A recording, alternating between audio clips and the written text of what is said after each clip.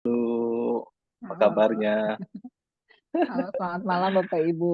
Sampai bertemu lagi, sampai ketemu lagi, sampai bertemu lagi belum belum juga mulai ya. Senang sekali bisa bertemu lagi dengan Pak Asep dan Baik, Bapak Ibu semua. oke.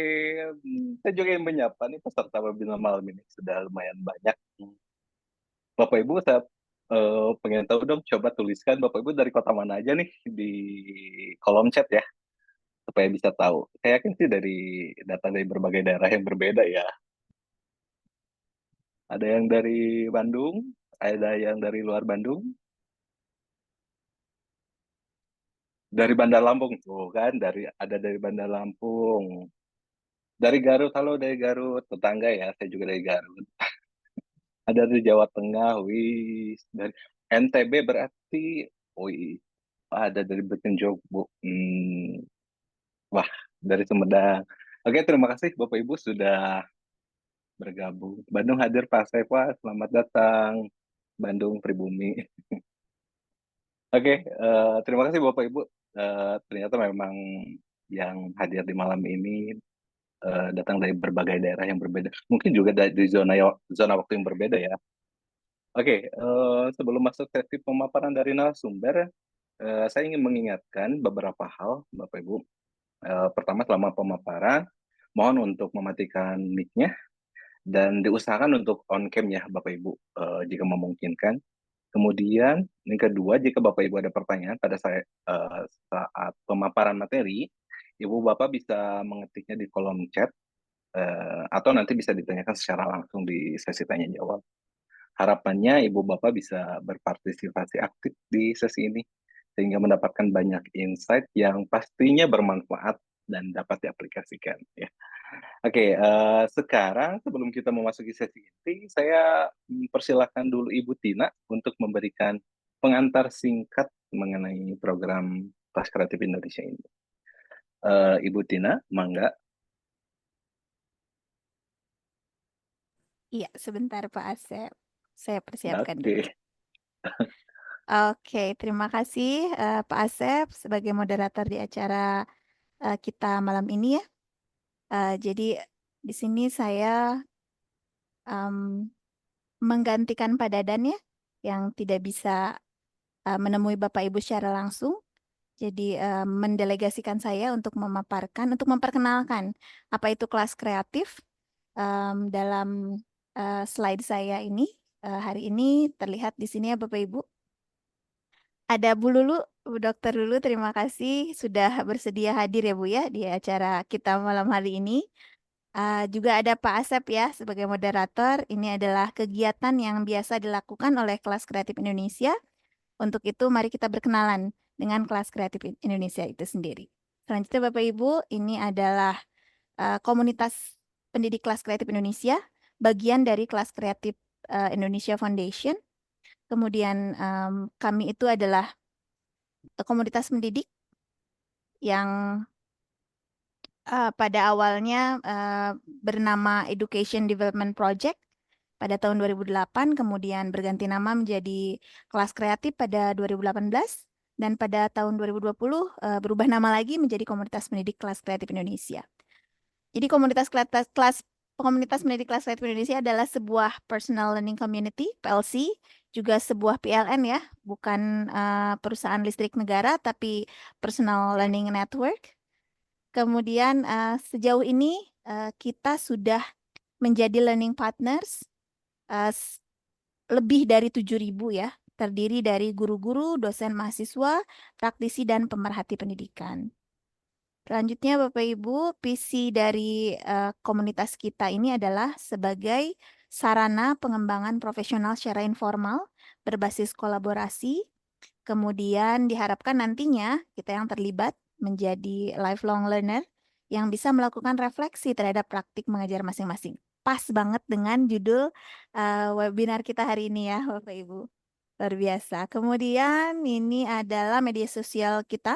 Jadi silakan Bapak Ibu supaya tidak tertinggal informasi dari Kelas Kreatif Indonesia. Silakan bergabung atau follow ya di Instagram dengan nama Kelas Kreatif Indonesia. Kemudian ada juga komunitas di Facebook dan yang banyak learning partnernya itu tergabung di WhatsApp group. Kami ada public speakingnya, kemudian ada English Club-nya, ada IKM-nya, ada yang kelas kreatifnya, ada yang menulis buku juga. Baik, selanjutnya Bapak Ibu, teman-teman ini adalah yang meluangkan waktu ya untuk menjadi pengurus yayasan di Kelas Kreatif Indonesia. Dan ini adalah upcoming events. Ada bekerja sama dengan Transformi, ada Mastering English Proficiency. Nanti kita bertemu dengan Ibu Devani, juga Pak Edi Suhendra, dan ada Pak Dadan juga ya.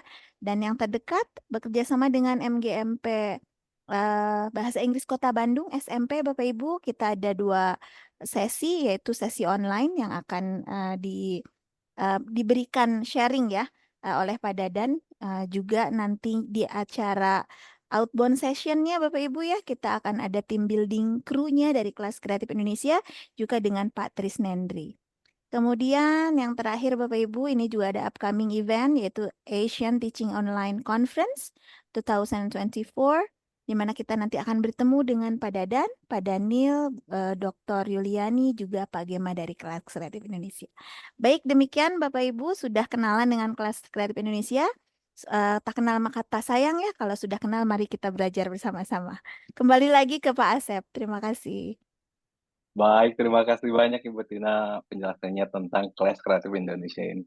Oke, baik. Sekarang kita masuk ke sesi inti. Ibu Bapak, saya ingin memperkenalkan narasumber kita hari ini, yaitu Ibu Dr. Lulu Laila Amalia, ya, adalah dosen di program Magister Pendidikan Bahasa Inggris di Universitas Pendidikan Indonesia.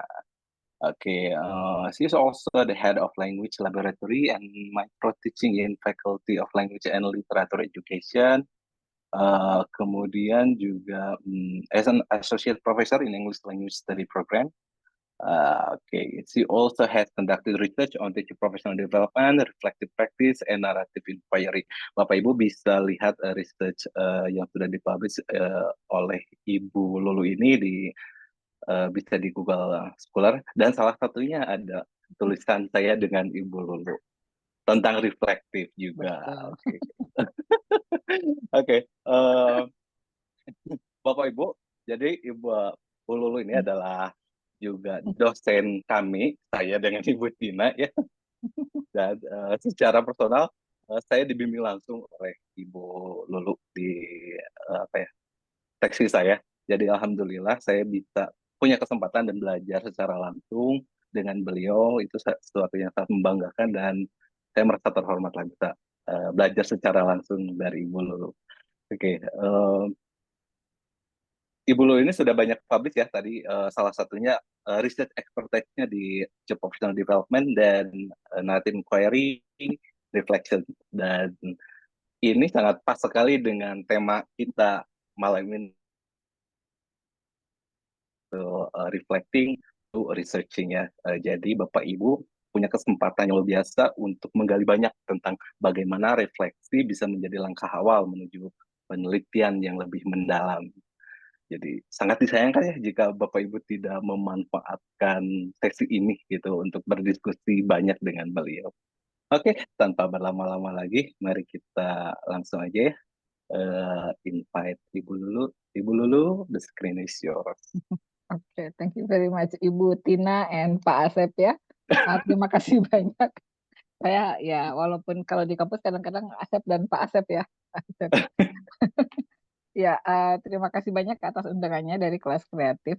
Thank you so much, and it is actually a very big honor for me to be here as invited by Kelas Kreatif, and also it is a pleasure, big pleasure for me to meet Ibu Bapak ya. Selama ini saya mengikuti sesi beberapa kali di Kelas Kreatif, dan ternyata memang keaktifan Ibu dan Bapak untuk menghadiri sesi-sesi yang dilaksanakan oleh Kelas Kreatif itu sangat tinggi ya, antusiasme dari Bapak dan Ibu. So, saya mungkin akan menggunakan 2 bahasa Indonesia dan bahasa Inggris saja. Let me start the presentation sharing. I can this. Baik, sebetulnya saya tidak ingin mengajari, lebih kepada sharing ya. Ini mungkin pertama dari pemilihan gambar saja. Kemudian pemilihan font juga sebetulnya ada alasannya kenapa menggunakan font seperti ini dan pemilihan gambarnya seperti ini. One of the way or one of the reason why I chose the picture is because the title, of course, and hopefully what I can share with you today or this evening can help all of you or not some of you, yeah, to do something with your experience. So it is not if you have an experience in the class or as a teacher, for example, you can do something about it and you can publish it. But then again, the objective is not only to publish something, but actually to work with our own experience and then how we can learn something from reflecting to our experience. Yeah. Baik, next one. So basically the contents that I'm going to share with you all are quite many, but in a very brief explanation. Yeah. Why reflective practice, what is it exactly, and some frameworks for systemic reflective practice, and how reflective practice actually related or in relation to classroom action research, because if I'm not mistaken, the prior sessions are dealing with how you start working with looking or exploring for ideas in conducting research, and then on the second session it was about formulating research question. So in this way I would like to share how we can learn something from what has been happening in our own classroom. We can also do, or we can also learn something from other people's or our friends' classroom, ya. Jadi pada dasarnya apa sih yang bisa kita lakukan setelah kita mengetahui apa yang terjadi di kelas?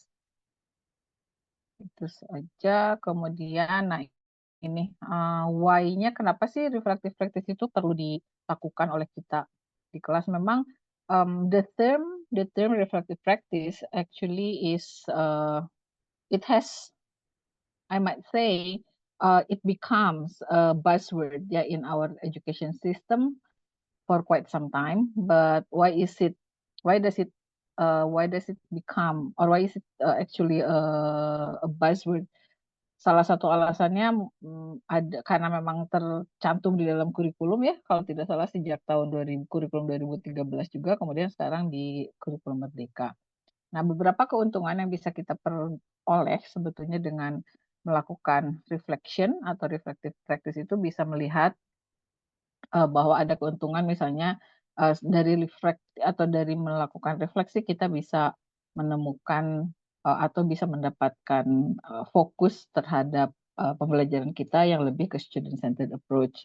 Kemudian ada self atau enhanced self-awareness. Reflection helps teachers understand their strength, which I think all of us actually have both strengths and weaknesses, and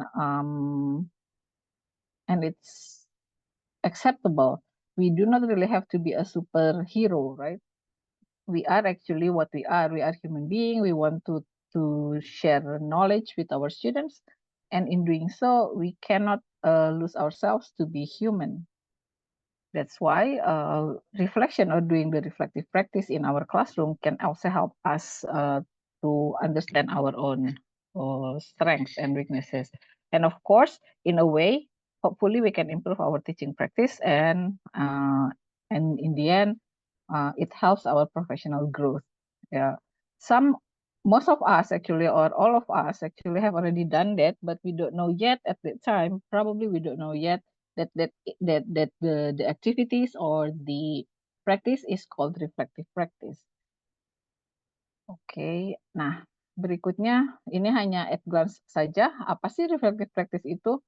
Pada dasarnya sebetulnya reflective practice itu tidak hanya memikirkan misalnya thinking or recalling back or recalling the experience, recalling past experience or recalling what we have done in our classroom. It's not merely recalling, ya, but it also involves self-examination, intentional self-examination, critical analysis about our own teaching practice or our colleagues' teaching practice, and then of course, in the end, it will help us to set the goal. What actually is the goal for us to do the reflective practice? Kembali lagi, sebetulnya hal ini barangkali sudah dilakukan ya Bapak Ibu oleh kita semua, hanya mungkin belum tahu kalau saat itu namanya adalah reflective practice. Atau bahkan sebetulnya sudah tahu, tapi ragu-ragu benar nggak ya, gitu. Yang saya lakukan itu adalah sesuatu hal yang memang bisa dilakukan sebagai sebuah kegiatan penelitian misalnya. Kemudian, nah ini hanya beberapa saja sebetulnya. Jika Bapak dan Ibu ingin mengetahui lebih banyak lagi, akan ada beberapa referensi ya. Ini hanya sedikit di antara banyak systemic reflective practice. Bisa menggunakan teorinya SCON. Yang penting adalah setiap bagian ini memiliki tujuannya masing-masing.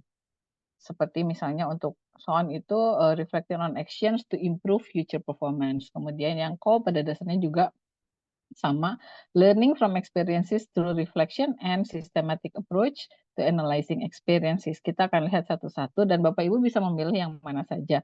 Yang terbaru sebetulnya yang juga dilakukan oleh Pak Asep dengan saya ketika beliau menulis tesisnya, kita menggunakan framework-nya Feral ya Pak Asep ya.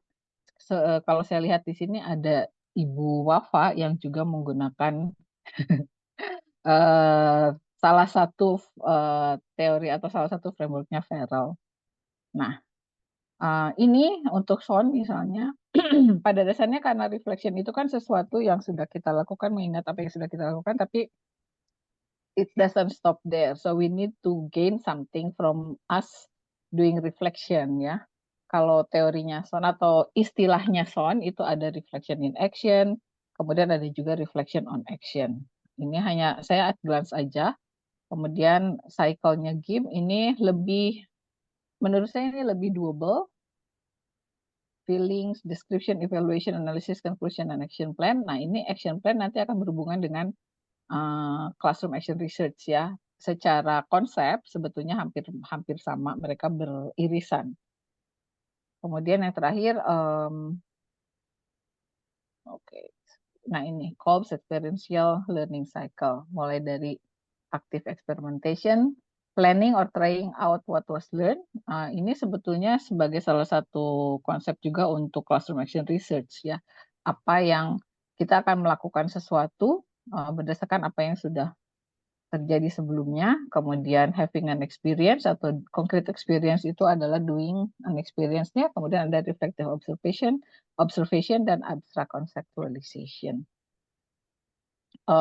Konsep-konsep ini hanya beberapa cara saja bagaimana kita melakukan refleksi di kelas secara agar kita tidak ragu-ragu bahwa ketika melakukan refleksi itu hanya itu saja gitu loh, hanya ya udah deh pokoknya saya doing reflection aja, kemudian setelah itu tidak diapa-apakan itu. Kemudian saya lanjut ke, nah ini apa sih hubungannya how to connect reflective practice with classroom action research?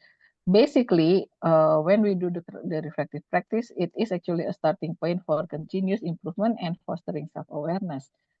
Sekali lagi, sebetulnya kan apa yang sudah kita lakukan selama ini, bahkan ketika sudah selesai mengajar, kadang-kadang bukan kadang-kadang sih, most of the times kita suka ingat ya Bapak Ibu, tadi kenapa ya di kelas kok aktivitas yang ini nggak jalan. Pernah seperti itukah Ibu dan Bapak? Bisa diberikan suaranya?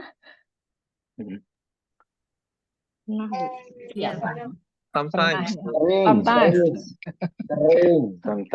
Sering. Sering, Bu, sering. Sering ya, betul. Nah, saya yakin Bapak dan Ibu saat ini pasti sudah tahu, oh itu yang namanya reflection gitu ya. Jadi kenapa ya anak ini yang biasanya aktif tidak aktif? Kenapa ya sebuah aktivitas ini misalnya sebuah stage pembelajaran atau satu langkah pembelajaran yang it works in one class but it doesn't work in another class. So in order to um, find out what was happening during our teaching uh, process or our teaching learning practice, yeah, one of the way that we can do, and later on it will be seen as a research, is doing reflective practice, and also at the same time we are doing classroom action research. Saya yakin Bapak dan Ibu juga sudah sangat paham classroom action research itu biasanya dimulai dengan apa? Planning dulu, kemudian seperti yang tadi ya, yang sudah saya sampaikan di slide sebelumnya, yang hampir mirip dengan cycle-nya Kolb dalam reflective practice. Nah, action research, it is actually expected or it is actually hoped that by having reflective practice, we can have or we can turn reflection into actionable steps. Jadi ketika kita sudah melakukan reflection yang tadi, kenapa ya aktivitas ini tidak jalan di kelas yang B misalnya, tapi di kelas A kayaknya ramai banget. Itu kan sebetulnya sayang kalau misalnya ketika kita sudah tahu, sudah ada yang raise hand, ketika kita sudah tahu kenapanya, terus kita tidak berbagi dengan teman-teman guru yang lain gitu. Nah, agar berbaginya atau berbagi temuannya kita itu tidak berhenti di satu moda atau di satu wadah saja, akan lebih baik jika ditulis kemudian dipublish.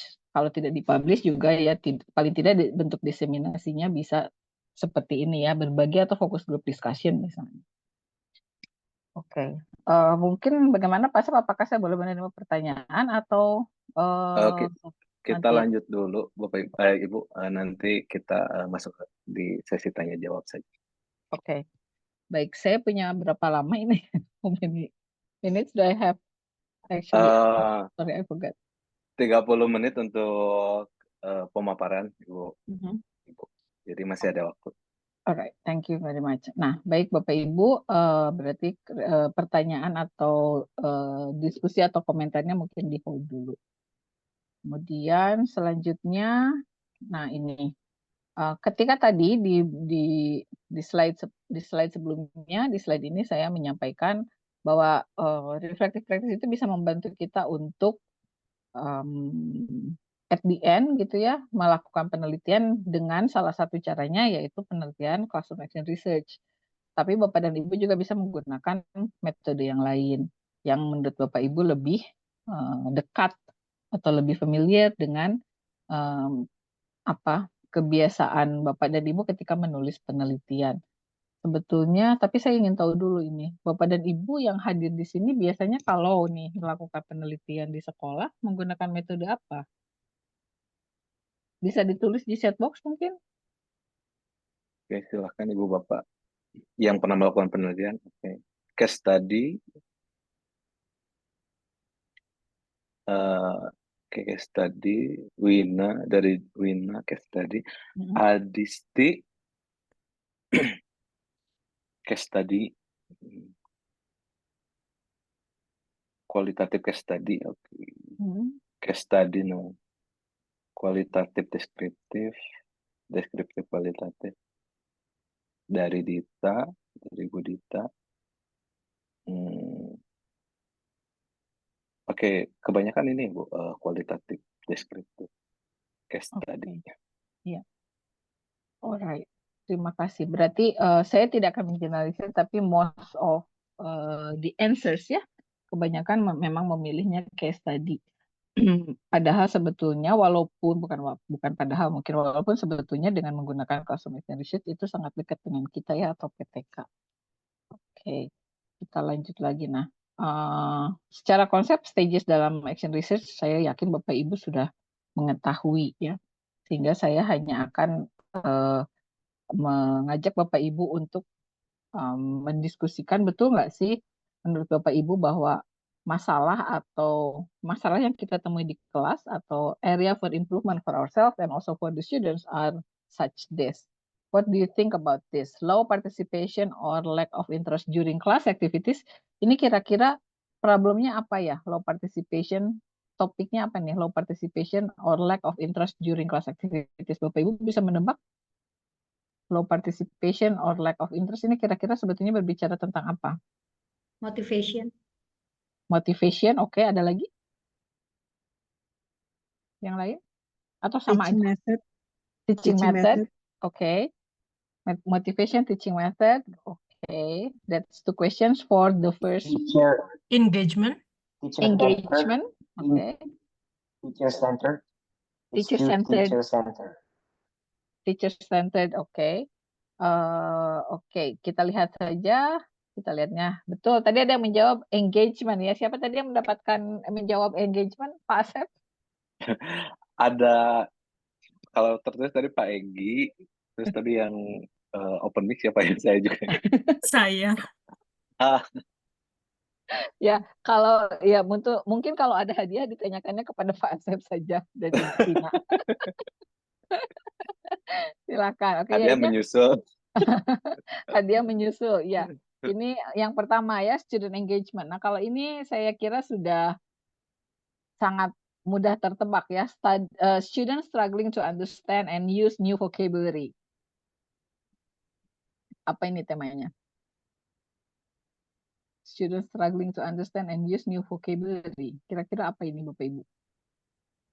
Clue-nya sudah jelas. Ya. Teaching media. Vocabulary. Lack of vocabulary. Ya, vocabulary ya, lack of vocabulary atau vocabulary development di sini. Kemudian students experiencing difficulty with grammar, structure, or clarity in writing tasks. What would be the problem? The topic of or the area of improvement? Students' background knowledge. Linguistic. Knowledge or proficiency. Knowledge or proficiency. Teacher. Excuse me, the last one, what was that? Linguistic feature.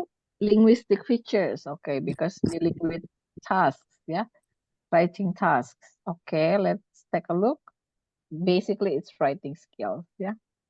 And then the last one, students hesitant to speak or struggling to articulate their ideas. Speaking skill. Yeah, speaking skills, yeah, or speaking fluency. Nah, so Bapak Ibu, what do you think about these 4 topics or areas? Did you find them in your classroom or during your teaching process? Yeah, sure. Yes. A lot. A lot, okay. Every time or every day? Did you find this every day? Almost every meeting. Almost every meeting, okay. Bapak siapa ini Pak Asep? Tadi saya tidak Pak bisa Egi. melihat dari layar saya. Oh, Pak Egi. Oke ya. Pak Egi yang dari Bandung atau dari mana Pak Egi? I am Pak Mamat from Purwakarta. Oh, I'm from. Okay, you are from Purwakarta ya. Karena ada juga Pak Egi yang dari Bandung ya, Pak Asep. Pak Asep kenal dengan Pak Egi yang dari Bandung? Oh, kenal Bu. Ya, ada juga Pak Egi yang dari Bandung. Oke, nah, Bapak Ibu, jadi kita tidak usah mencari hal-hal yang sangat kompleks ya. Apa yang kita temui di kelas saja itu ternyata bisa menjadi area for improvement jika kita menggunakan classroom action research gitu. Kemudian kan ketika tadi misalnya kenapa ya di kelas A aktivitas itu bisa works well, sementara di kelas B itu tidak bisa. Berarti itu masuk ke dalam student engagement. Tapi of course ketika kita tidak begitu saja kita jump into conclusion bahwa itu adalah student engagement. Kita perlu melakukan juga mencari bukti-bukti yang lain gitu ya, yang bisa mensupport atau yang bisa mendukung kita ketika kita akan mengatakan oke, berarti di kelas B student engagement-nya agak agak lebih rendah misalnya dibandingkan dengan apa yang ada di kelas A, sehingga saya perlu melakukan sesuatu nih agar engagement di students di kelas B itu bisa lebih baik misalnya. Dan sebetulnya classroom action research juga ketika diberikan treatment, kemudian ternyata hasilnya tidak menjadi atau hasilnya sama saja, paling tidak kita sudah mengkonfirmasi ya bahwa oke, kalau misalnya aktivitasnya A, engagementnya begini, ya hasilnya akan tetap sama. Dan tidak perlu merasa khawatir ketika penelitian Bapak Ibu tidak memberikan hasil yang positif, karena ketika sebuah penelitian itu hasilnya menjadi negatif, justru kita perlu mengatakan kenapa dia negatifnya, gitu ya. Oke, kemudian, nah ini bagaimana sih mengambil data? Saya yakin Bapak dan Ibu juga sudah familiar dengan ini. Nah, kalau yang ini observe students interaction, participation, and engagement, berarti collecting datanya dengan cara apa, Pak, Bu? Observation. Observation tentu saja ya. Yang ini collect feedback through surveys, questionnaires, and formal discussions. To understand Questionnaire. questionnaire, student feedback sebetulnya ya. Kemudian yang ini analyze students work samples.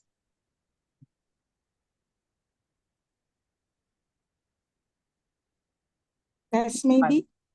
Sorry, test. Test. Okay. Doing or conducting a test. Anybody has different reasons or everybody has the same idea? If you have different opinion, you may say so. Analyze student samples, okay. In another form for Writing assignment. writing assignment. Okay, let's take a look. Portfolio assessment, yeah, it's a bit similar. It's a bit close, yeah. Writing assignment, and it is collected as one portfolio assessment. And then the last one, checklist, of course. So I'm not using, as you can see here, the words or the activities are familiar. We do that even though it's not all the time or every session, but to some extent we actually do the whole types of collecting data ya. Seperti ini ternyata kita bisa kok mengambil data dari itu, dari mengobservasi. Hanya mungkin kalau mengobservasi lebih akan jauh lebih akan lebih kompleks karena it would need a more sophisticated tool instead of depending on our observation notes ya. Kalau observation di kelas itu biasanya akan lebih baik jika ada rekamannya misalnya seperti itu. Student feedback ternyata juga kita suka minta juga student feedback ya, apakah itu di akhir sesi atau di tengah semester atau setiap kali setelah pertemuan atau at the end of the semester. Kemudian portfolio assessment, analyze students work samples to track progress and identify areas for improvement. And then the last one, tentu saja the last one checklist. Tapi tentu saja ini tidak hanya terbatas pada 4 hal ini saja. Akan ada banyak cara untuk mengumpulkan data ya, yang bisa kita peroleh dari kelas kita sendiri. Oke. Nah, ini cara beberapa hal yang lain. Tadi observation notes itu sudah ada, student feedback dengan menggunakan survey, interviews, and journals to provide insights. Nah, teacher reflection. Bapak Ibu, jika Bapak Ibu pernah atau beberapa kali pernah berbicara pada diri sendiri misalnya, Bapak Ibu suka berbicara pada diri sendiri kalau berbicara tentang kelas? Suka? Pernah? Sambil ngelamun biasanya. Sambil ngalamun ya. Sambil ngalamun. Misalnya atau misalnya bergerak dari satu kelas ke kelas yang lain, ya kenapa ya tadi saya lupa nih memberikan instruksi ini. Nah, ketika kita bahkan ketika kita berbicara pada diri sendiri atau ketika ingat terus kita catat atau kita tulis atau kita rekam di voice note misalnya di handphone kita, itu sebetulnya sudah salah satu bentuk journaling dan itu bisa menjadi data Bapak Ibu ketika dikumpulkan atau ketika tidak sengaja atau bahkan intentionally Bapak Ibu mengumpulkan reflection atau voice note-nya setiap kali Bapak Ibu setelah mengajar, itu bisa menjadi data. Kemudian data analisis, of course, setelah semua data dikumpulkan. Nah, yang berikutnya ini bagaimana menganalisis datanya, identify patterns, analyze findings, draw conclusion. Tadi ada beberapa atau banyak yang sudah melakukan penelitian dengan menggunakan case study dan deskriptif kualitatif ya. Berarti sudah tidak asing lagi dengan istilah-istilah bagaimana sih menganalisis datanya. Intinya adalah Bapak Ibu, ketika Bapak Ibu melakukan refleksi sengaja ataupun tidak sengaja dengan step yang tadi, mungkin nanti setelah pertemuan ini Bapak dan Ibu besok pagi mah tidak sekolah ya, besok pagi libur ya Bapak Ibu, libur ya, mungkin besok pagi mungkin mulai atau mungkin ada yang melihat apa yang kemarin selama seminggu sudah dilakukan atau bahkan mungkin hari Senin nanti ketika Bapak Ibu akan mengajar misalnya masuk ke kelas, kan kelasnya misalnya kelas paralel nih sudah diajarkan misalnya materi untuk hari Senin sudah diajarkan di hari Jumat, nah nanti hari Senin Bapak Ibu akan mengajar materi yang sama ke kelas yang berbeda, kan mau tidak mau intentionally kita akan mengingat waktu kemarin di hari Jumat di kelas ini saya melakukan aktivitas apa ya ketika membahas topik ini, misalnya topik X misalnya. Nah, waktu di kelas itu yang tidak what went well. Biasanya reflektif itu dimulai dari what went well. Itu kemudian ketika ada yang tidak work well, why did it happen? Kemudian ketika sudah mengetahui, oke, why did it happen? Oh, ternyata karena misalnya instruksi yang kita berikan misalnya kurang jelas atau suasana kelasnya mungkin pada saat itu ribut, anak-anaknya tidak sedang paying attention pada kita, misalnya seperti itu. Itu berarti ada masalah, ada penyebabnya. Ketika sudah tahu, kemudian what's next? Setelah tahu nih penyebabnya apa, terus apa yang mau kita lakukan di kelas berikutnya? Secara sederhana seperti itu. Classroom action research juga secara kalau kita berbicara dasar atau landasannya sama seperti itu. Ada apa yang what works well, then what went well, kemudian why did it happen, and then what's next, and how to make it better atau how to improve what went or what didn't go well, misalnya seperti itu. Oke. Nah, setelah kita mengetahui hampir sama secara konsep dengan classroom action research, kemudian kita membuat desain kan, berdasarkan masalahnya.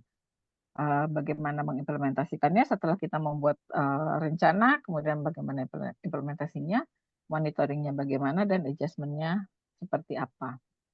Ketika kita sudah mengetahui, oh ada nih penyebabnya, misalnya di kelas ini aktivitas yang tadi atau aktivitas yang hari Jumat kemarin itu tidak berjalan begitu baik, misalnya karena beberapa hal, misalnya karena suasana kelasnya ribut, karena siswanya tidak pay attention. Pada saat itu mungkin mereka baru olahraga, habis istirahat, masuk ke kelas gitu ya. Itu juga bisa menjadi beberapa elemen penyebab kenapa sebuah aktivitas tidak berjalan. Kemudian yang tadi misalnya teacher's instruksi dari kitanya mungkin tidak begitu jelas juga. Itu sudah menemukan penyebabnya. Nah, kemudian kita mencoba mengimplementasikan setelah kita membuat desain atau kita membuat rencana apa yang akan dilakukan di kelas di hari Senin itu. Gitu. Kemudian jika dimungkinkan ada monitoring. Monitoring itu tidak selalu bisa melibatkan siswa kalau kita mau. Nah, misalnya kita menunjuk salah satu siswa yang menurut kita memang bisa mengobserv ya, secara fair ya, walaupun itu bergantung pada apakah menurut kita siswa itu memang honest and fair misalnya, atau tidak, itu menurut saya Bapak dan Ibu memiliki penilaian sendiri. And then adjust the action plan based on the observation and feedback, and then make modification as needed. Ya, berikutnya, nah ini. Setelah itu, apa yang akan kita lakukan ketika kita sudah mengetahui apa yang work well dan apa yang tidak work well, kemudian apa penyebabnya, kemudian kita sudah membuat rencana di kelas berikutnya untuk memperbaiki apa yang tidak work well di kelas sebelumnya. Nah, kita misalnya kalau memang kita mau menjadikan itu sebagai data kita, ya dikumpulkan, collecting new data, kemudian dibandingkan, setelah itu dianalisis, ya reflect on the result and analyzing the effectiveness. Kenapa yang ketika menambah atau ketika mengimprove atau ketika memperbaiki instruksi misalnya, bagaimana respon atau bagaimana reaksi siswa terhadap instruksi kita ketika instruksi yang kita berikan lebih baik atau lebih jelas, seperti itu. Oke. Sebetulnya tidak banyak yang bisa saya sharing. Ini yang terakhir sebetulnya reflecting on the process, ya, and sharing findings, reflect on the entire research journey. Itu, iya. Evaluating strengths, kemudian create a comprehensive report summarizing the research process and key findings, dan tentu saja sharing atau diseminasi. Bapak Ibu bisa sharing dari kelompok yang kecil dulu. Misalnya kalau tidak salah sekarang kan ada komunitas belajar Bapak Ibu ya. Betul, Kombal. Sharing dulu, Kombel ya, komunitas Betul. belajar ya, betul ya Pak Asep ya namanya. Nah, ada komunitas belajar, kemudian bisa jika ingin didiseminasikan di forum yang lebih besar, bisa apakah di forum seminar atau antar sekolah dulu misalnya di sebuah daerah misalnya, atau bahkan melalui MBGMP ya. Saya kira akan banyak channel atau banyak saluran untuk bisa mendiseminasikan hasil penelitian kita. Baik, sebetulnya dari saya itu saja Pak. Tidak begitu banyak. Saya sebetulnya lebih ingin berdiskusi dengan Ibu dan Bapak yang hadir malam ini. Semoga bisa bermanfaat. Silakan Bapak Ibu. Oke, baik. Terima kasih Ibu Lulu. Bapak Ibu, kita masuk sesi tanya jawab ya. Silakan Bapak Ibu untuk yang mau bertanya bisa langsung open mic atau juga di chat box. Bisa langsung raise hand ya Ibu Bapak. Tadi selagi ini ada yang raise hand. Siapa ya? Mungkin sekarang saatnya untuk bertanya. Adakah? Oke, baik, sambil menunggu, Ibu sudah ada beberapa pertanyaan di chat box ini. Dari M. Abdurrahmat, how to do reflection and what things must we do? Apa Bu? Bagaimana kita melakukan refleksi? Ya Bapak, Pak siapa tadi yang bertanya Pak Asep? Pak Abdurrahmat. Pak Abdurrahmat mau langsung bertanya dan menjelaskan pertanyaannya atau cukup? Pak Abdurrahmat udah open mic. Ya. Iya Bu, itu pertanyaan saya. Kebetulan di sekolah sedang aktif-aktifnya Kombel, dan sejauh ini refleksi yang kita lakukan itu sepertinya belum terstandar gitu Bu. Mungkin kan Ibu sebagai dosen yang ahlinya mungkin kan pastinya tahu ya standar untuk refleksi itu sebetulnya seperti apa, sehingga apa saja yang mesti dilakukan gitu Bu. Ya itu Bu, that's all. Thank you. Ya. Terima kasih Pak Abdurrahmat. Oke. Ya, sebetulnya Pak, kalau seperti yang tadi saya sampaikan di awal, bagaimana sih melakukan refleksi yang standar? Kalau standar itu standarnya mungkin standarnya siapa ya gitu. Karena kalau kita berdasarkan teori atau prinsip-prinsip refleksi atau reflective practice itu banyak, seperti yang tadi saya sampaikan, misalnya di sini yang sebentar, saya coba share screen lagi yang ini. Nah, ini misalnya ada misalnya Bapak mau memilih yang punyanya SHON ya, reflective modelnya ketika melakukan refleksi, misalnya refleksi in action, menurut SHON itu consider the situation, kemudian decide how to act immediately. Jadi tetap consider the situation itu kan berarti melihat apa sih yang terjadi di pembelajaran kita. Kemudian setelah itu apa yang bisa kita lakukan dan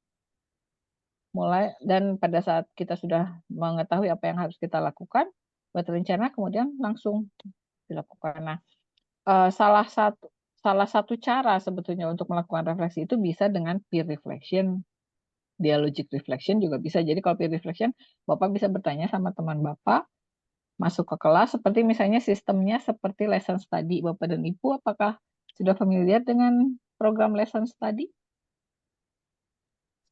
Sudah, Bu. Ya, Sudah pernah ya. sudah Bu. Ya, mungkin karena ini weekend ya, dan sudah malam juga. Ya, jadi Sambil agak ngantuk. Iya betul. Nah, jadi apa namanya peer reflection itu bisa dilakukan dengan sistem atau program lesson study misalnya. Bapak Ibu bisa memprogramkan open class, satu sesi untuk open class misalnya. Jadi teman-teman Bapak dan Ibu bisa datang ke kelas kemudian melihat apa yang terjadi atau melihat bagaimana proses pembelajaran di kelas itu terjadi. Tapi bukan untuk mengakses Bapak ngajarnya bagus, Bapak ngajarnya jelek, bukan untuk itu ya. Jadi kalau untuk lesson study itu hanya melihat, mencatat, mendapatkan gambaran secara utuh apa yang terjadi dalam pembelajaran di kelas begitu. Kalau misalnya Bapak mau mencatat, boleh mencatat, mengingat-ingat apa sih yang sudah terjadi di kelas ketika Bapak selesai mengajar dalam satu sesi. Tapi bisa juga ketika misalnya Bapak mengajar, kemudian kan ada saatnya kita berhenti ketika anak-anak mengerjakan tugas ya. Misalnya anak-anak berkelompok, kemudian kita menulis tadi, ketika anak-anak menulis tugas itu, ketika mereka mengerjakan tugas itu, saya melakukan ini, dan ini. Nah, itu sebetulnya journaling, Pak, namanya. Ketika Bapak melakukan itu secara rutin. Apakah misalnya rutinnya setiap satu kali sesi kemudian menulis catatan, atau dalam satu minggu kita hanya menulisnya satu kali, atau dalam satu semester, atau dalam satu bulan. Itu salah satu cara yang bisa kita lakukan untuk melakukan refleksi. Nah, itu kalau refleksinya kita datang dari kita. Tapi kalau misalnya Bapak ingin melakukan refleksi dari teman, tadi sudah saya sampaikan salah satu caranya bisa dengan peer reflection juga atau dialogic reflection. Atau Bapak bisa juga melakukan program lesson study tadi, ada open class di kelas, atau Bapak bisa menyampaikan pertanyaan sama anak-anak. Bisa secara langsung, bisa juga secara tertulis. Nah, kalau misalnya menyampaikan pertanyaan kepada anak-anak, menurut kalian selama di kelas tadi, apa sih yang menarik? Bergantung pada level siswanya. Kalau misalnya level siswanya SMA, pertanyaannya mungkin agak lebih kompleks dibandingkan yang SMP. Untuk yang SMP mungkin pertanyaannya lebih sederhana. So, what do you think? Which one of the activities, misalnya which one of the activities today is interesting for you? Atau bisa saja saya mengatakan mention atau please mention one activity that interests you most gitu. Jadi ada rumus 1 2 3 kalau dalam refleksi. Ini yang paling sederhana, misalnya mention one most important atau one most interesting activity in the class. Kemudian yang keduanya misalnya write to ways, misalnya write to activities atau write to ways in learning the topic misalnya during the class. Jadi hanya sesi itu saja gitu. Kemudian kalau misalnya yang ketiganya, kalau misalnya mau minta 3 hal, misalnya write 3 things to improve from the class. Nah, itu sebetulnya nanti siswa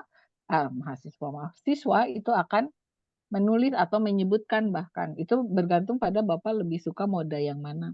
Kalau misalnya dalam bentuk tulisan, Bapak bisa menuliskan bisa di Google Form kalau misalnya anak-anak memang mendapatkan akses ke internet, atau ditulis saja di kertas, misalnya di kertas kemudian diberikan, dan itu mereka tidak apakah mereka perlu menuliskan nama atau tidak dikembalikan kepada kita sebetulnya sebagai gurunya, apakah kita ingin tahu siapa yang bilang apa gitu.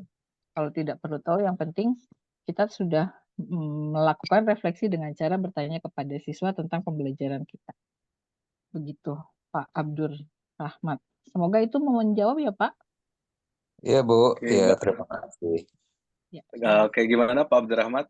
Sejauh ini Pak Abdurrahmat, bentuk refleksi yang dilakukannya apa nih? Biasanya lisan sih, Pak. Lisan. Ya, Dengan lisan. dengan Dengan siswa? Iya. Berarti yang tadi terakhir Bu Lulu jelaskan ya, Iya. dari siswa. Tapi terkadang saya khawatir kalau jawaban mereka itu tidak menggambarkan yang sebenarnya. Nah, itu Jadi adaptifnya nggak Bu Lulu biar siswa itu anes gitu ya? ya itu mah sepanjang pengalaman saya melakukan refleksi di tengah semester, misalnya Pak, saya perlu ini bisa dilakukan atau tidak ya, ini hanya sekedar berbagi pengalaman saja.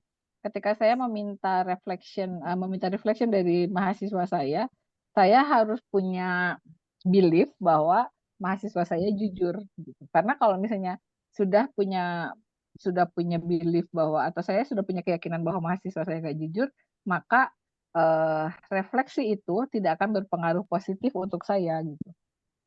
Jadi memang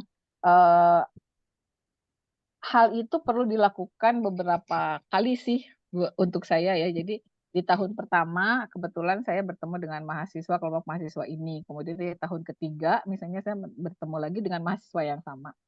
Nah, ketika ada konsistensi berarti memang anak ini benar gitu. Tapi kan ketika mereka berubah juga di tahun berikutnya, misalnya saya bertemu dengan mahasiswa yang sama dan ada perubahan hasil refleksinya, ya tidak apa-apa sih sebetulnya. Tapi kalau mau ditindaklanjuti, tadi Pak, misalnya kita lakukan dari awal, terus kita minta anak-anak memang menulis nama, nanti kita bisa interview, kita bisa bertanya, menurut kamu kenapa?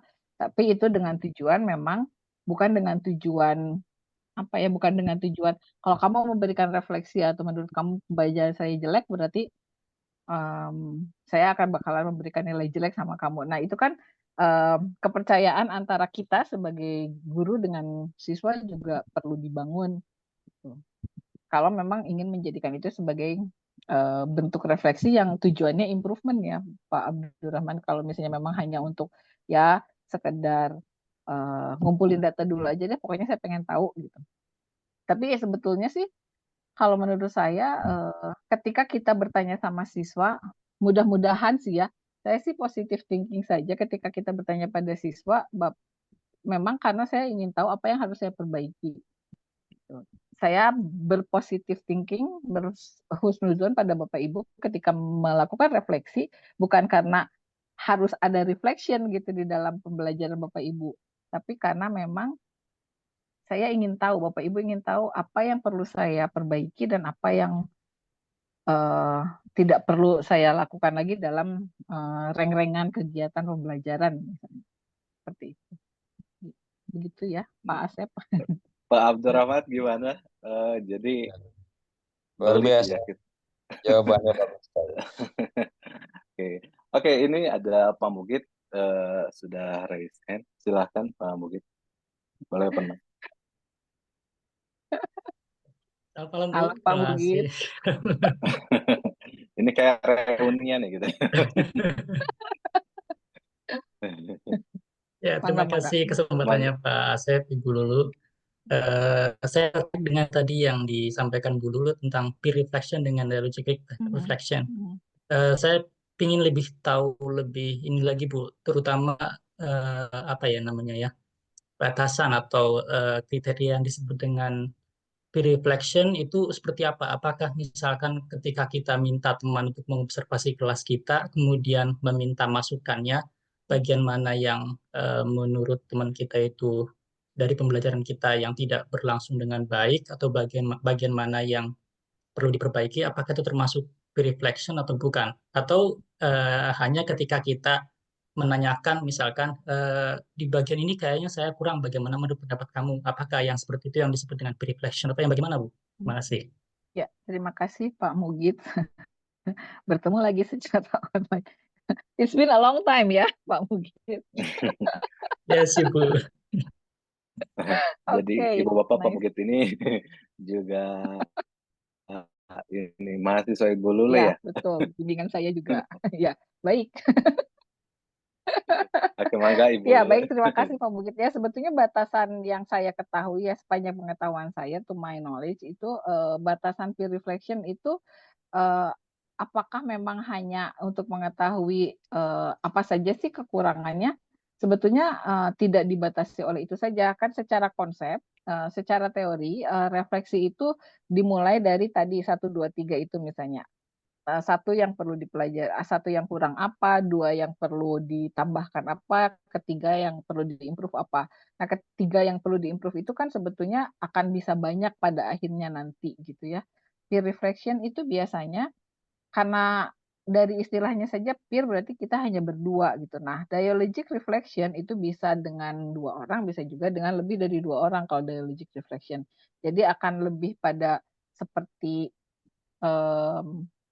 FGD mungkin ya gitu. Tapi dialogic reflection itu kan bukan hanya konsepnya, secara konsep itu tidak hanya saya bertanya misalnya sama Pak Mugit, Pak Mugit, menurut Pak Mugit proses pembelajaran saya seperti apa? Kemudian Pak Mugit yang hanya memberikan masukan, kemudian oleh saya tidak diberikan penjelasan, loh saya maksudnya ketika menjelaskan ini tuh begini loh, ketika saya melakukan aktivitas ini tuh seperti ini. Nah itu. Jadi batasannya tidak hanya satu arah sebetulnya, either peer reflection ataupun dialogic reflection, ya let alone dialogic reflection. Karena kalau hanya satu arah nantinya bentuk refleksinya menurut saya akan sangat akan jatuh pada assessment nantinya. Padahal kan bukan untuk mengakses sebetulnya. Ketika kita melakukan refleksi itu bukan untuk mengevaluate ya, tapi melihat oh apa yang bisa saya perbaiki dari ini. Itu sih sebetulnya, mudah-mudahan bisa menjawab ya. Lebih lanjutnya lagi mungkin kita bisa diskusi Pak Asep ya. Kita bikin forum diskusi khusus. Kita adakan sesi khusus refleksi ya. Oke, gimana Pak Mugit? Ya, terima kasih Bu. Tapi apa namanya yang nanti lebih ininya lagi, kalau misalkan kita melakukan kayak semacam penelitian dengan menggunakan peer reflection atau dialogic reflection ini, apakah datanya nanti datang dari kita saja atau juga dari dialog atau dari itu juga itu? Kalau kita menggunakan dialogic reflection sebagai tool atau sebagai alat untuk improvement ya, atau alat untuk mengetahui apa sih sebetulnya yang sudah terjadi dalam teaching proses kita, ya berarti dialogic reflection-nya data dari dialogic reflection-nya yang akan kita ambil sebagai data penelitian gitu. Salah satu data ya dari keseluruhan data, karena ketika dialogic reflection itu berkaitan dengan proses pembelajaran di kelas, tentu saja kita akan membutuhkan data yang lain. Seperti misalnya lesson plan-nya guru, lesson plan saya misalnya kalau saya yang akan melakukan penelitian di dialogic reflection dan saya meminta misalnya Pak Mugit sama Pak Asep untuk melihat. Kemudian kita diskusi setelah pelajaran, saya diskusi dengan Anda berdua. Ini tadi lesson, Anda juga sudah memiliki lesson plan saya sebelumnya gitu. Jadi Bu, sepertinya Ibu tadi miss yang ini deh. Kenapa Bu miss yang ini? Nanti saya akan menyampaikan, saya miss yang ini karena tadi saya lupa misalnya. Terus kata Pak Asep, tapi kenapa ya ketika Ibu lupa di satu aktivitas ini, anak-anak justru malah lebih engage gitu. Nah, seperti itu. Jadi data itulah yang akan menjadi data kita. Jadi lesson plan misalnya dokumen analisis itu akan dianalisis oleh kita, oleh peneliti maksudnya ya. Nah, itu. Jadinya nanti ada ide untuk meneliti bersama ya Pak Asep dan Pak Mugit. Ya, ini udah bagus Ibu Bapak jika ada yang berkolaborasi melakukan penelitian, ini bisa nih. Ya, begitu Pak Mugit. Baik, Ya. terima kasih banyak Bu. Ya, sama-sama. Oke, terima kasih Pak Mugit. Oke, ini juga berikan insight ya untuk teman-teman. Oke, pertanyaan selanjutnya ini ada dari Ibu Herawati. Untuk melakukan action research waktunya minimal berapa lama? Dan ini juga nyambung dengan pertanyaan Ibu Wina. Harus melalui 2 siklus atau bisa 1 siklus saja? Iya, sampai hari ini saya masih yakin bahwa itu masih debatable ya Ibu Herti. Ada fenomena yang biasanya kita bukan fenomena ya oke lah, fenomena yang familiar di kita itu action research itu ada 2 cycle karena mengambil teorinya siapa Bapak Ibu yang suka dipakai? Ayo siapa Bapak Ibu? Ayo Bapak Ibu udah pada hafal soalnya 2 cycle, berarti pasti teorinya yang itu gitu ya. Teori yang 2 cycle itu biasanya mengambil teorinya Chemist and McTaggart ya, kalau yang 2 cycle. Dan itu boleh Bapak Ibu memilih itu boleh tentu saja. Tapi ketika mengatakan apakah boleh 1 siklus? Boleh. Jadi 1 siklus itu dipropose, action research dilakukan dalam 1 siklus itu dipropose atau dikedepankan oleh Kumara Vadivelu. Kumara Vadivelu itu salah satu prominent figure-nya di post method pedagogy. Mungkin Bapak Ibu pernah mengikuti webinar Teflin yang berkaitan dengan post method pedagogy. Saya lupa bulan apa ya, kalau tidak salah itu ada. Jadi apakah harus 2 cycle? Kalau misalnya pertanyaannya apakah harus, saya akan bisa menjawab tidak. Tapi 1 cycle saja cukup? Belum tentu. Begitu. Ketika Bapak Ibu memberikan, misalnya sudah merencanakan 1 cycle, kan yang mengetahui apakah ada perubahan atau tidak, Bapak dan Ibu yang mengetahuinya. Ketika Bapak dan Ibu melihat ini cukup setelah saya melakukan treatment, misalnya 1 cycle dengan mengikuti stages-nya dari mulai planning, kemudian action, doing, kemudian evaluation dan reflection, kemudian sudah ada yang nama 1 cycle sama 2 cycle tadi apa ya? Nah, sudah ada yang jawab. Penulis favorit buku tentang ILT. Kumara Vadivelu kalau yang 1 cycle, ya Bapak Ibu, mungkin saya tulis di chat box aja deh. Sebentar.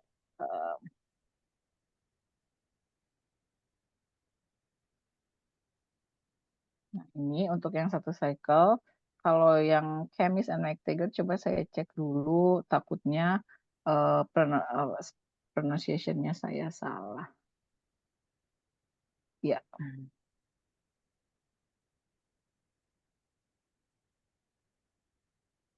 Oke, ya kalau yang Chemist and McTaggart itu begini menulisnya.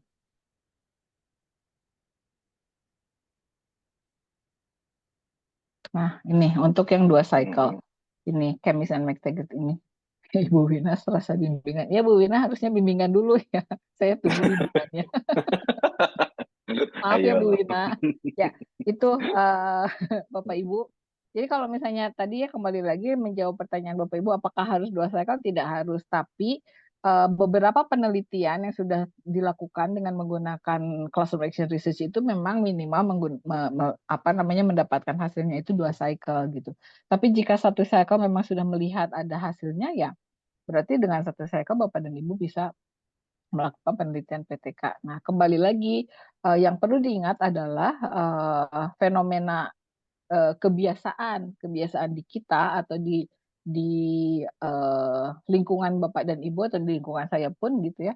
Itu PTK itu mesti ngambilnya teori Chemist and McTaggart gitu. Ya. Oke, jadi batasan waktunya lebih ke sampai hasilnya ya Bu ya? Iya, kan 1 cycle misalnya ketika kita mengatakan 1 cycle itu dari mulai planning misalnya, kemudian actionnya itu bisa satu session, bisa 2 session bergantung pada apa yang akan Bapak Ibu lihat gitu.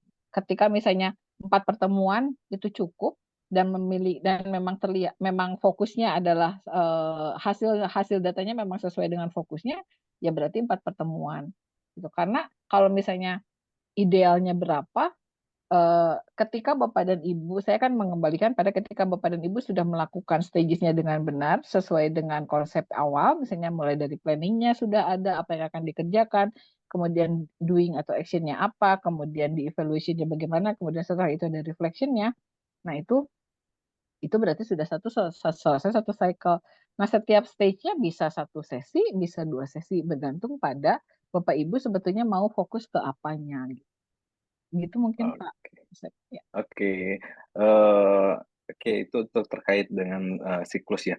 Selanjutnya ada pertanyaan dari Ibu Dita. Ibu Dita mau open mic, silakan. Apakah masih ada di sini? Ibu Dita Aristiasari. Ya, Pak. Oke, boleh silakan Ibu Dita bertanya langsungnya. Cuma mau bertanya tentang kira-kira pertanyaan apa yang cocok ya Bu untuk refleksi, karena kadang pertanyaan yang kita berikan itu kurang membantu mereka berkembang atau cuma memberi jawaban seadanya saja dari mereka. Ya. Oke. Bentuk pertanyaannya Bu supaya lebih mendalam mungkin ya. Ya, mungkin ada list Apa ya? pertanyaan. Aduh, kalau list pertanyaan sebetulnya yang yaitu ya Bu ya berdasarkan apa yang saya lakukan sih biasanya saya hanya memberikan pertanyaan dasar saja. Yang tadi sebutkan satu hal yang menurut kamu menarik dari pembelajaran hari ini misalnya. Jadi rumus 1 2 3 itu yang paling sederhana. Atau itu sebetulnya a bit control dia pertanyaannya karena si anak harus menulis sebutkan satu hal yang paling menarik misalnya di pembelajaran hari ini. Kemudian sebutkan 2 hal yang menurut kamu bisa kamu implementasikan dari pembelajaran hari ini. Kemudian kalau misalnya yang ketiga itu hanya sebutkan 3 hal yang perlu diperbaiki dari proses pembelajaran hari ini. Itu saja sih Bu sebetulnya. Nah, apakah misalnya anak-anak bisa mau menjawab dalam 1 kata atau 2 kata atau 3 kata kan bentuknya volunteer ya. Jadi kita tidak bisa memaksa harus banyak, misalnya harus 1 paragraf, nggak bisa begitu juga gitu. Untuk yang kalau untuk SMP dan SMA ketika mereka sudah bisa menulis kalimat dan kata yang benar, diminta dalam bentuk kalimat. Tapi kalau untuk yang learners sebaiknya diberikan emoticon, jadi diberikan pilihan emoticon. Misalnya tadi kalau yang menggunakan Gibbs reflective cycle kan feeling ya, how do you feel today? Nah, anak kan kalau misalnya yang learners kan bisa menggunakan emoticon misalnya yang bibirnya ke bawah atau yang bibirnya lurus aja atau yang smiling face misalnya. Atau malah ada yang emoticon yang marah itu kan ada ya. Nah, itu bisa diberikan seperti itu. Yang paling sederhana dan biasanya itu bisa menjawab, paling tidak mereka bisa menjawab, sebutkan 1 karena hanya dibatasi, sebutkan 2. Jadi mereka tidak perlu berpikir terlalu lama. Begitu Bu Dita sebagai tahap awal ya. Oke, itu untuk tahap awal pertanyaannya. Ibu Dita, bagaimana Ibu Dita? Iya Pak, terima kasih jawabannya Bu. Kalau selama ini boleh sharing Ibu Dita pertanyaan apa biasanya Ibu Dita berikan kepada siswanya? Mungkin pertanyaan apa hal baru yang kamu ketahui terkait materi hari ini, atau bagaimana perasaannya terkait materi yang kita pelajari hari ini, begitu saja Pak. Ya, kan tadi misalnya Bu Dita bisa menambah dengan misalnya sebutkan 3 hal baru yang kamu pelajari hari ini. Jadi mereka harus menyebutkannya 3 misalnya. Jadi bisa dibalik sebetulnya Bu, kalau Ibu ingin mengetahui yang banyaknya misalnya apa yang mereka sudah pelajari, ya 3 hal yang sudah pelajari. Yang kedua, sebutkan perasaan kamu, 2 hal yang berkaitan dengan perasaan kamu hari ini. Itu kan bisa jadi dibatasi. Sehingga Ibu nantinya, ya gimana Pak Sep? Maaf Bu. Ya, jadi ketika Ibu Dita tadi misalnya ingin menjadikan ini sebagai tidak hanya sebagai dokumen untuk sendiri, tapi juga nantinya akan dipakai untuk penelitian Ibu, itu nanti Ibu bisa menganalisisnya dengan menggunakan tema, gitu. Itu nanti akan lebih jauh lagi. Jadi itu sebetulnya Bu. Maksudnya tema yang bagaimana ya Bu? Tema itu misalnya gini Pak Sep. Tema itu misalnya gini, misalnya begini Bu, Ibu kan memberikan pertanyaan reflektif tadi ke satu kelas ya Bu ya, ke satu kelas yang isinya misalnya 40 dan tidak dalam satu kali misalnya. Ibu menganggap itu sebagai sebuah kebiasaan yang akan Ibu sampaikan, akan Ibu lakukan misalnya setiap bulan, katakan saja setiap bulan.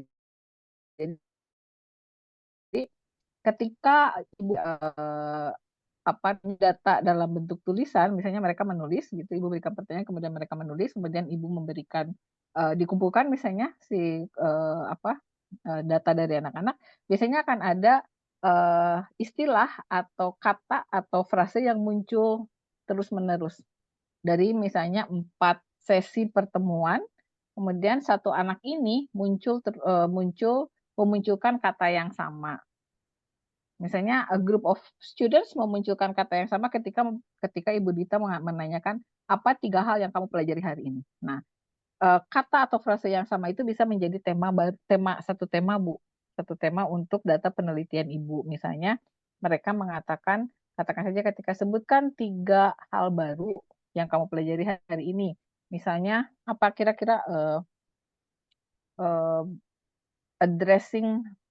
Ibu mengajar di SMP, SMA atau SMA Bu. SMA? Terakhir Nah, simple past tense yang dipelajari. Oke, misalnya hari ini misalnya mereka mengatakan perubahan kata, misalnya perubahan kata regular atau irregular misalnya, kemudian penggunaan adverbs misalnya, kemudian hal yang barunya apa ya, bertanya dan menjawab dengan menggunakan past tense misalnya.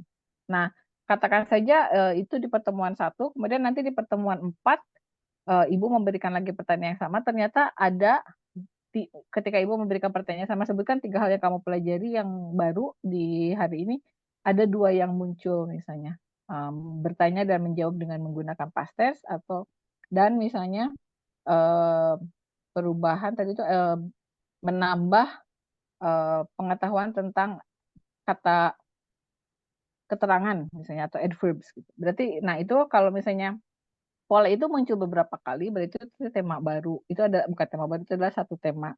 Temanya misalnya siswa menyebutkan kata atau frase atau bahkan kalimat bertanya dan menjawab dalam past tense. Berarti itu tema 1 Bu. Itu secara Ibu, sederhana saya ya. potong. Kayaknya kita waktunya juga bisa dipersingkat lagi. Ya, Kita seperti itu. udah Terima kasih Pak Asep. Jadi Ibu Dita, saran saya sebetulnya jika Ibu Dita mau melakukan refleksi kepada anak-anak sebaiknya dalam bentuk tulisan sehingga data itu sama Ibu Dita bisa dikumpulkan ya dan dijadikan data. Kembali lagi mungkin kalau kita mau melakukan penelitian kolaborasi sangat terbuka ya Pak Asep ya. Kita akan Oke, lakukan betul. ya. Tadi terkait pertanyaan dari Bu Dita, mungkin pertanyaan tadi kalau saya tangkap itu lebih spesifik ya Bu ya, jadi spesifik pertanyaan. Oke, ini pertanyaan terakhir dari Ibu Beni Arum. Bu Lulu, apakah bisa pertanyaan refleksi berupa pertama, hal apa yang sudah baik dari pembelajaran hari ini? Apa yang perlu ditingkatkan di pembelajaran hari ini? Apa tantangan di pembelajaran hari ini? Apa hambatan dan apa solusi dari tantangan hambatan tersebut? Oke, apakah bisa pertanyaannya refleksi berupa pertanyaan seperti itu, Bapak Ibu Lulu? Boleh direct.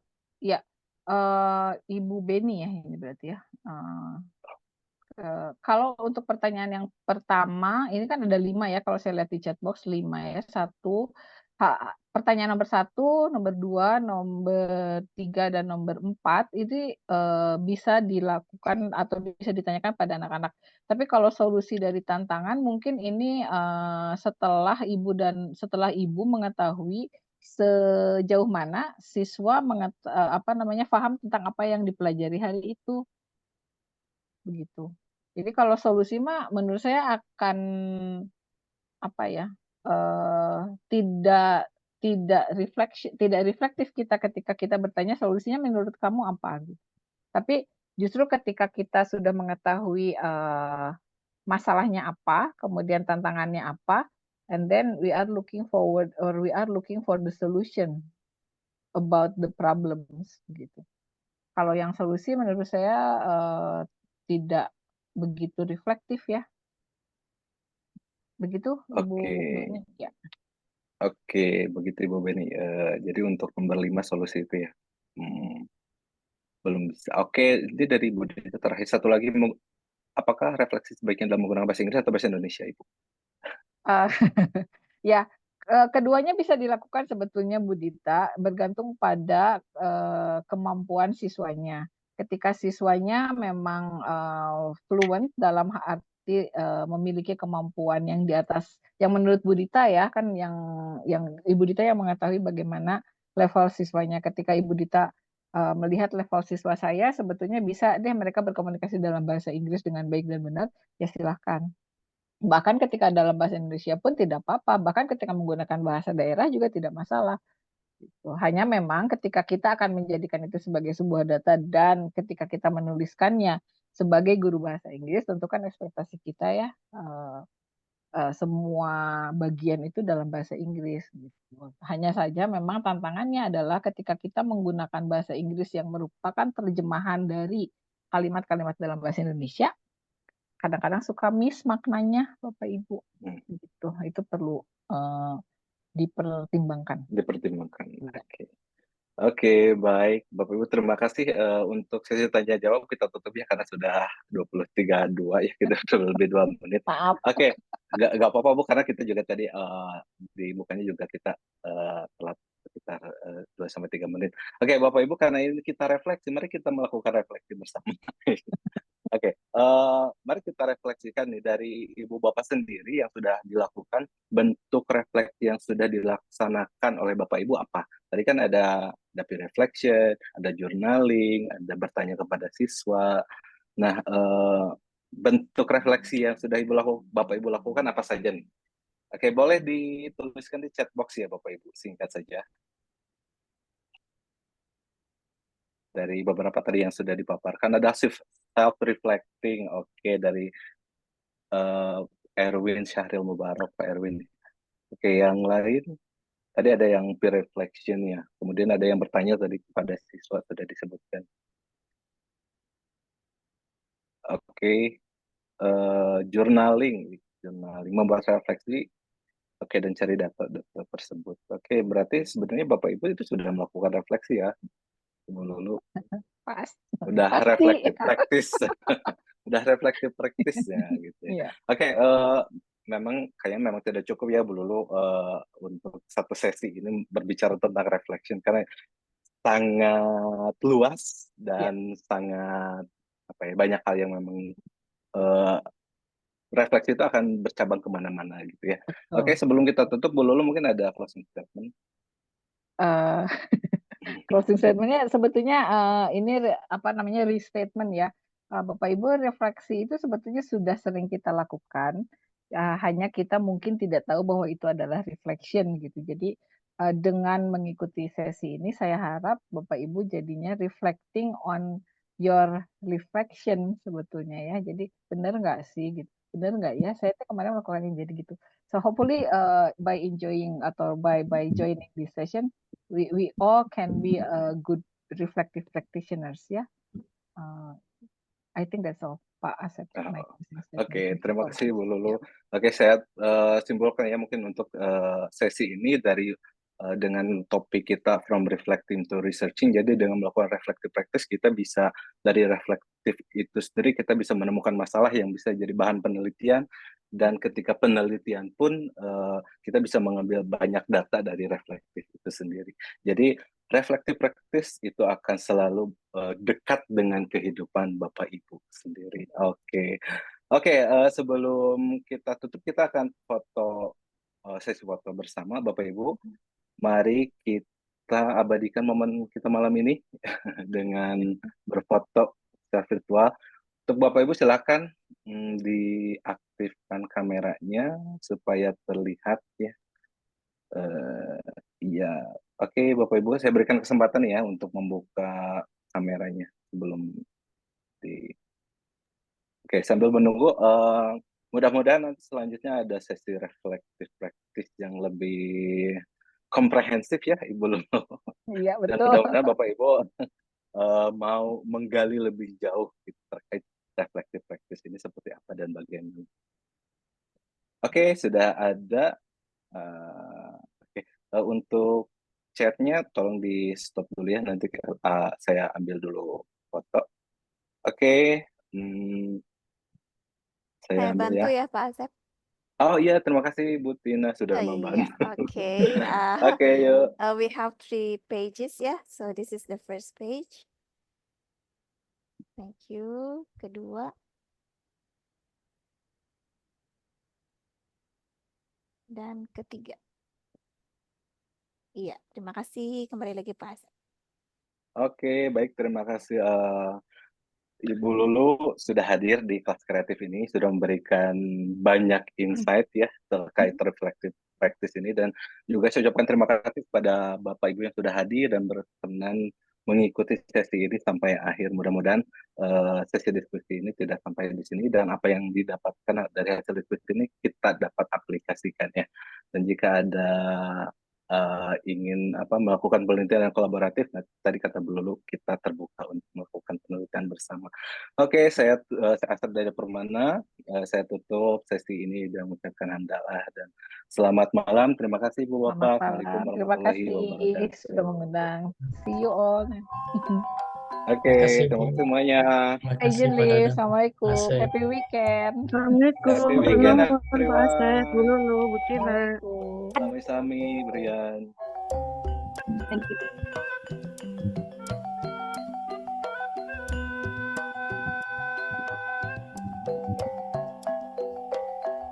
Terima kasih Bunda Ati, terima kasih Bu Wina, teman saya yang sudah hadir.